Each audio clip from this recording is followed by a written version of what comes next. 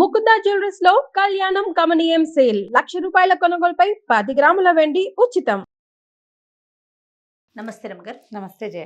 రమగారు, gastric సమస్య కొంత ఇబ్బంది పెడుతూ ఉంటుంది. ఇంటి చిట్కాలు ఏమైనా ఉన్నాయా? మనము ఇంట్లోనే ఏదన్నా అంటే వెంటనే డాక్టర్ దగ్గరికి పరుగులు పెట్టకుండా ఇంట్లో ఏదైనా పాటించగలుగుతామా? పెద్ద సమస్య జయ ఇది. మన అవును. జీవన విధానాలు మారిపోయినాయి. రాత్రిళ్ళు పడుకోము, పొద్దున్నే లేవము, సరైన ఆహారం తీసుకోము, వేళకి తినము, సూట్ కానివి తింటాము, ఎక్కువ తినేస్తాము, స్పీడ్గా తినేస్తాము. స్పీడ్గా తినేస్తాం, పెద్ద పెద్ద ముద్దలు గుడుకు గుడుకు మింగేస్తాము, తినేటప్పుడు గాలి మింగేస్తాము. చాలా ఉన్నాయి వాటితోటి సమస్యలు. పాపం ఈ గ్యాస్ట్రిక్ ఇరిటేషన్ ఎంత బాధిస్తుందో నిజంగా. పైగా ఇప్పుడు మన జీవన విధానం మారటం వల్ల వచ్చిన సమస్యలు, దీంతో పాటు మెంటల్ టెన్షన్, మానసికమైన అశాంతి, అది కూడా ఈ గ్యాస్ట్రిక్ ట్రబుల్కి కారణం అవుతుంది. చిన్నపిల్లల్లో ఉంటాయి కొంతమందికి, ఊరికే తేన్పులు వస్తూ ఉంటాయి పిల్లలకి కొంతమందికి. ఈ చంటప్పుడు ఏం చేస్తాం మనం, మన తల్లి దగ్గర పాలు తాగినా, బాటిల్తో పాలు ఇచ్చినా భుజం మీద వేసుకోవడం, జోకొట్టి బర్ఫ్ గాలి తెప్పించండి బయటికి అని చెప్తారు. కొంతకాలానికి మెల్లిగా అది తగ్గిపోతుంది. కానీ బర్ఫ్ అనేది ఖచ్చితంగా ఉంటుంది కదా ఎవరికైనా. ఒక బర్ఫ్ ఒకే బర్ఫ్సే వస్తూ ఉంటాయి, ఎంతసేపు ఇబ్బంది కాదు కదా. ఇవి ఇబ్బందిగానే ఉంటాయి. ఇవి ఏంటంటే మనం ఆహారం తీసుకునే విధానాల్లో కొంచెం మార్పులు చేసుకోవాలి. ఎక్కువ తినేటప్పుడు నీళ్లు తాగేయద్దు, కపకప కపకపా తినేయకూడదు.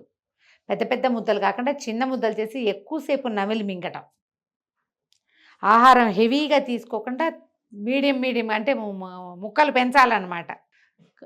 తక్కువగా ఎక్కువ సార్లు తీసుకోవచ్చు. ఒకేసారి కడుపు నిండా ఫుల్గా తినటము అలాంటివి కొంచెం చేయకుండా ఉండాలి. ఈ గ్యాస్ ఇరిటేషన్ అవి ఉన్న వాళ్ళకి, గ్యాస్ట్రిక్ ఇరిటేషన్ ఉంటే, అంటే ఏదైనా తిన్నా కడుపులో మండుతోంది, దేనివల్ల అని ముందు ఒకసారి ఫుడ్ చెక్ చేసుకోవాలి జయ. ఎవరైనా ఓకే, ఏం తిన్నాం, పల్లీలు, శనగపప్పు, వేరుశెనగ, ఒక్కొక్కసారి కందిపప్పులు, పప్పులు, తర్వాత ఏమో చిక్కుళ్ళు, బీన్స్, సోయాలు, క్యాబేజీ, ఉల్లిపాయలు, శనగపిండి కూడా చాలామందికి పడదు. అవును, సూట్ కాదు. పాల పదార్థాల వల్ల కూడా కొంతమందికి సూట్ కాదు, అది కూడా వస్తుంది. మనం ఏం తిన్నాము అనేది కొంచెం చూసుకోండి మొదట. పిల్లలు కూడా ఏం తినటం వల్ల వీళ్ళకి ఇట్లా కడుపులో మంటగా ఉంది, పొట్ట ఉబ్బరం ఎందుకు ఉంది అని అది చూసుకోండి. ఇప్పుడు మనకేం తెలుసు అంటే ఈ ఈనోల్ లాంటివి వేసుకుని తాగేసేయటం, అవంత మంచిది కాదండి. అవంత మంచిది కాదు. సోడా తాగటం, సోడా తాగితే ఏదో 4-5 తేన్పులు వచ్చేస్తాయి, గాలి బయటకు వచ్చేసి రిలీఫ్ అనిపిస్తుంది, కానీ అది మంచిది కాదు కదా. సోడా తాగటం, సోడా మేకర్ కొనుక్కోవటం గొప్పలు కాదమ్మా, అవన్నీ చాలా జబ్బులు. బోన్స్ అరిగిపోతాయి. కాదు రమ్మగారు, ఇది తగ్గితే కొత్త ప్రాబ్లం స్టార్ట్ అవుతుంది. ఎందుకంటే మనకి సోడా వల్ల ఈ కార్బనైజ్డ్ డ్రింక్స్ ఏమున్నా సరే, పళ్ళ రసాలు, వాటి వల్ల కూడా పొట్టలో యాసిడిటీ వస్తుంది, గమనించండి. దేనివల్ల అవుతుందో. ఎప్పుడైనా once in a while soda తాగటం వల్ల ఏం అవ్వదు. మా సోడా, నాకు కూడా నిమ్మకాయ సోడా చాలా ఇష్టం. మామూలుగా కాదు, అది ఎప్పుడో సంవత్సరానికి 3 సార్లు 4 సార్లు, ప్రతి నెలా కూడా తాగకూడదు, మంచిది కాదు. దానివల్ల ఏంటంటే బోన్స్ పాడవుతాయి, ఆ సమస్యలు తెచ్చుకోకూడదు కదా. మనం న్యాచురల్ చిట్కాలు ఏమైనా కొన్నిటిని పాటించడం అలవాటు చేసుకుంటే కొంచెం బెటర్గా ఉంటుంది. జీలకర్ర గ్యాస్ట్రిక్ ఇరిటేషన్ని తగ్గిస్తుంది, గ్యాస్ తేన్పులు, పొట్ట ఉబ్బరాన్ని తగ్గిస్తుంది. ఎలా? మీరు అన్నం తిన్నాక, చెప్పండి. అన్నం తినేసాక పొట్ట ఉబ్బరంగా ఉంటుంది, మీరు డాక్టర్ దగ్గరికి వెళ్ళకుండా దానికి ప్రత్యామ్నాయం కాదు. ఎప్పుడైనా ఒకసారి మీకు ఇలా ఉంటే మాత్రమే, మీకు రెగ్యులర్గా ఇరిటేషన్ ఉంటుంది, పొట్టలో కడుపులో మంట ఉంటుంది, రోజు గాలి బంధించేస్తుంది అంటే ఇవి బంద్ చేయవు. ఇవి తాత్కాలిక చిట్కాలు మాత్రమే. ఇది మన డిస్క్లైమర్. ఓకే, డాక్టర్ అవసరం ఉంది మీకు, డాక్టర్ దగ్గరికి వెళ్ళిపోండి. అలా కాకుండా ఎక్కడో ఏ పెళ్ళిలోనో ఫంక్షన్లోనో తినొచ్చాము, మన వేళ తప్పి తిన్నాము, బాగుందని ఇంకొంచెం తిన్నాము, స్వీట్ ఏదో సూట్ కాలేదు, అందులో ఉన్న క్యాప్సికమో క్యాబేజీయో మీకు బ్లోటింగ్ వచ్చేస్తుంది పొట్ట, ఇలాంటప్పుడు ఒక 3-4 చిన్న చిట్కాలు, ఇవి నేను పాటించే చిట్కాలే చెప్తున్నాను. చెప్పండి. జీలకర్రని సోంపుని నీళ్ళల్లో వేసి ఒక 2 పొంగులు రానిచ్చి ఒక చిటికెడు ఉప్పు వేసుకుని తాగొచ్చు. ఓకే, ఒట్టి సోంపుని ఒక స్పూను, తీయటిది కాదు, షుగర్ కోటెడ్ కాదు, మామూలు సోంపు ఉంటుంది కదా, ఒరిజినల్ దొట్టిది ఆకుపచ్చగా ఉంటుంది, అది నీటిలో వేసి 2 పొంగులు రానిచ్చి, ఏమి అక్కర్లే, ఒట్టి నీళ్లు తాగండి. సోంపు టీ ఆహారం తర్వాత తీసుకుంటే అది అన్నాన్ని అరగదీస్తుంది, తేన్పులు తగ్గిస్తుంది. ఒకటే తేన్పులు వస్తున్నాయి, లేదా తేన్పు రాదు, పొట్టలో బిగబట్టినట్టు ఉంటుంది అవునవును. అని ఉంటుంది, పై ప్రాణం పైన పోతూ ఉంటుంది, అపిరితిపిరి అయిపోతారు కొంతమంది. అవునవును. అలాంటప్పుడు బాగా యూజ్ అవుతుంది. ఓకే.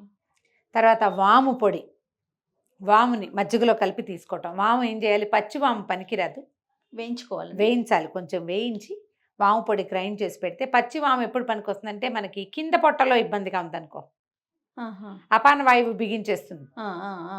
ఏమి ఇవి రావు, ఉమ్. కింద నుంచి పోయే గాలి పోదు, పోదు. విసుగ్గా ఉంటుంది పొట్ట, మోషన్ ఫ్రీ కాదు. అలాంటప్పుడు ఏం చేయొచ్చు, వామును ఒక చిటికెడు చేతిలో వేసుకుని చిటిక ఉప్పు వేసుకోవాలి, దాన్ని ఇట్లా బాగా నలిపి ఉప్పు వాము కలిపింది తినేసి ఒక గ్లాస్ వేడి నీళ్ళు తాగితే 2 గంటల్లో మోషన్ అయిపోతుంది. ఓ, అలా గాలి బంధించినా కూడా ఇలా చేయొచ్చు. ఓకే. ఇది ఇప్పుడు మనకి పై పొట్టలో గ్యాసు, ఆహారం తినటం వల్ల బరువుగా ఉండటం వల్ల వచ్చేదానికి హాట్ వాటర్ తాగటం, ఒక గ్లాస్ వేడి నీళ్ళు తాగటం. మీకు తరచుగా అలా చిన్న ఇబ్బంది కాదు, పెద్ద ఇబ్బంది కాదు, చిన్న ఇబ్బంది అయితే అన్నం తిన్నాక తాగే మంచి నీళ్ళు వేడి నీళ్ళు తాగండి. ఒక నిమ్మ చెక్క వేసుకోవచ్చు. నేను ఒకటి చేస్తా జయ, జనరల్గా ఇంట్లో కాదు, ఇళ్లలో కాదు, ఫంక్షన్స్లో కాదు, ఏదైనా రెస్టారెంట్స్కి భోజనం చేయడానికి వెళ్తే తినంగానే ఈ మన నిమ్మడిప్ప ఒక స్పూన్లో పిండేసి దాంట్లో ఒక చిటికెడు ఉప్పు వేసుకుని ఆ నిమ్మరసము ఉప్పు తీసుకుంటాను. హాయిగా ఉంటుంది రమ్మగారు. పొట్ట రిలాక్స్ అయిపోతే. వాళ్ళలో ఈ రెస్టారెంట్స్లో ఆయిల్స్ ఎక్కువ వాడతారు అవునవునవును. కదా, చాలా రిలాక్స్ అయిపోతాను నేను. ఇంటికి వచ్చి ఒక గ్లాస్ వేడి నీళ్ళు తాగేస్తా. ఆయిల్స్ సెట్ అవ్వవు నాకు, ఎప్పుడో తింటాం, అంత రెగ్యులర్గా తినం కదా. ప్రయాణాల్లో బయటికి వెళ్ళినప్పుడు ఏదైనా పర్టికులర్ పిల్లలు ఏదైనా చాలా ఇన్సిస్ట్ చేస్తే కానీ అంత ఎక్కువ తింటారు. అసలు ఇప్పుడు చాలా తగ్గిపోయింది. ఆ తిన్న రేర్గా కూడా ఇదే మార్గం, వేడి నీళ్ళల్లో నిమ్మరసం వేసుకుని తాగండి. పుదీనా నీళ్ళు ఒకటి చాలా బాగా పనిచేస్తాయి. పుదీనా టీ అండి, నీళ్ళ? పుదీనా టీయే ఏముంది, పుదీనా వేసుకున్నాం నీళ్ళలో మరిగించాం, లైట్ గ్రీన్ కలర్ వస్తుంది. ఒక చుక్క నిమ్మరసం, ఒక చిటికెడు ఉప్పు. మనకి కాచినప్పుడు ఆకుపచ్చ రంగు ఉంటుంది, నిమ్మరసం పిండగానే ఆకుపచ్చ రంగు పోతుంది, అయినా పర్వాలేదు, కానీ పుదీనా వాసన వస్తాయి. మింట్ టీ కూడా చాలా బాగా పనిచేస్తుంది. పల్చగా టీ పెట్టుకోండి. మామూలు టీ మనకి ఎక్కువ పాలు పోసి, చిక్కటి టీ కాకుండా సగం పాలు సగం నీళ్ళు, లేదా పాలు తక్కువ నీళ్ళు ఎక్కువ, పుదీనా వేసి టీ పెట్టుకోండి, తాగేసేయండి, చాలా హాయిగా ఉంటుంది. తర్వాత అల్లం, కొంచెం ఉప్పు అద్ది, అల్లం ముక్క చిన్న అల్లం ముక్కని ఉప్పులో అద్ది నోట్లో పెట్టుకుని నిదానంగా నవిలి ఉప్పుతో పాటు అల్లపు రసాన్ని మింగండి, పొట్టను ఖాళీ చేస్తుంది. అది భావన అల్లం అని చేసేవాళ్ళు, తాతగారికి భావన జీలకర్ర అని కూడా చేసేవాళ్ళు మా ఇంట్లో. నిమ్మరసం ఉప్పు కలిపి పిండేసి జీలకర్ర అందులో తడిపెట్టి తర్వాత దాన్ని ఎండబెట్టేవాళ్ళు, మళ్ళీ ఇంకోసారి నిమ్మరసంలో వేసేవాళ్ళు, చివరికి పుల్ల పుల్లగా ఉంటుంది అన్నమాట జీలకర్ర. భావన జీలకర్ర, భావన అల్లం కూడా అంతే, నిమ్మరసము ఉప్పు కలిపి ఎండబెట్టుకోవచ్చు. మనకి ఇప్పుడు దొరుకుతున్నాయి, నింబువాలి, అదరక్ అలాంటివి దొరుకుతాయి. అది చాలా బాగా పనిచేస్తుంది దీనికి. ఇది మీకు సమస్యగా ఉంటే జబ్బుగా పరిణమించేంత పట్టుకు తెచ్చుకోకండి. రేర్గా మీకు ఎప్పుడైనా అలా అనిపిస్తూ ఉంటే కనుక ఈ గ్యాస్ట్రిక్ సమస్యలకి ఇవేంటంటే ఎక్కువ ఉంచుకున్నారనుకోండి మీకు అల్సర్లు ఫామ్ అయితే కష్టం. అవునవును, పెద్ద సమస్య అయిపోతుంది. అది అంత దాకా లేదు, కొంచెం కొంచెం సమస్యగా ఉంటే ఇలాగా ఏదైనా ఎక్కువ ఫలానా అది తింటే నాకు ఇది వస్తుంది అనేది గమనించండి అమ్మా. ప్రధానమైంది డాక్టరే అన్నిటికీ పరిష్కారం అనుకోవద్దు. మన శరీరాన్ని మనం తెలుసుకోవాలి. మనం ఏం తిన్నాం, ఏం తింటే మనకి ఏమొచ్చింది, లేదా పిల్లాడు ఏం తిన్నాడు, పిల్లాడు అది తినటం వల్ల వాడికి జలుబు చేసిందా, ఎండేసినా, మోషన్ తెల్లగా అవుతుందా, లేదా మోషన్ అవ్వట్లేదా, ఎక్కువ మోషన్స్ అయిపోతున్నాయా, వాడు రాత్రి పడుకోవట్లేదా, క్రాంకీగా అవుతున్నాడా, ఫలానాది తిన్నాడు ఇవాళ క్రాంకీగా అయ్యాడు, మీరు అది గమనించాలి. పన్ను నొప్పి వచ్చింది, దేనివల్ల వచ్చింది, సడన్గా పన్ను నొప్పి, పన్ను జివ్వుమంది. ఇప్పుడు నేను తిన్నాను, చల్లటి తాగాను, పన్ను జివ్వుందంటే ఎనమెల్ పోయింది, మనకు అర్థం అవ్వాలిగా. అన్నిటికీ ఏది వచ్చినా డాక్టర్ దగ్గర పరిగెత్తాం, డాక్టర్ మీదే డిపెండ్ అవుతాం అనుకోద్దు. డాక్టరు మోస్ట్ డిపెండబుల్, మనకి అవసరం, డాక్టరే కావాలి మనకి. కానీ తొలిది మీరు తెలుసుకోండి. ఎస్, ఆయనకి చెప్తాకైనా మనకు తెలియాలిగా. ఇవి తిన్నప్పుడు నాకు ఈ ప్రాబ్లం వస్తుంది అంటే తీరుతాయి సమస్యలు. అలర్జీస్ కొంతమందికి సూట్ కాదు.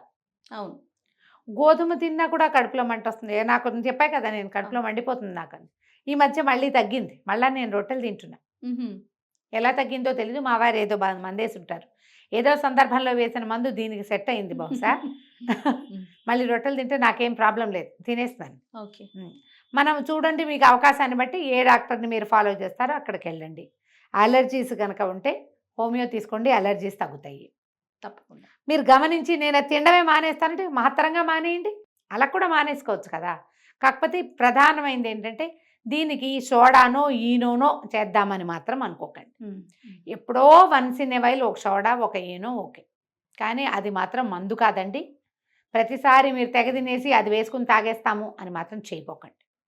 అది ఇంకో సమస్యకి ఆ, దారితీస్తుంది. తిన్నా మీకేమీ కానట్టుగా మీ బాడీని తయారు చేసుకోండి. ఎస్.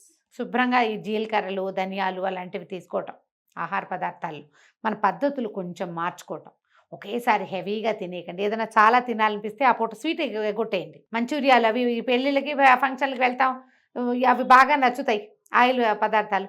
మిగిలిన స్వీట్లు గీట్లు తర్వాత డ్రింక్స్ మానేసేయాలి. అవి మానేసేయండి, అవి ఒకటే తినండి, అలా పెట్టుకోండి. Right. అలా ఆలోచిస్తే కొంచెం సమస్య తగ్గించుకోవచ్చు.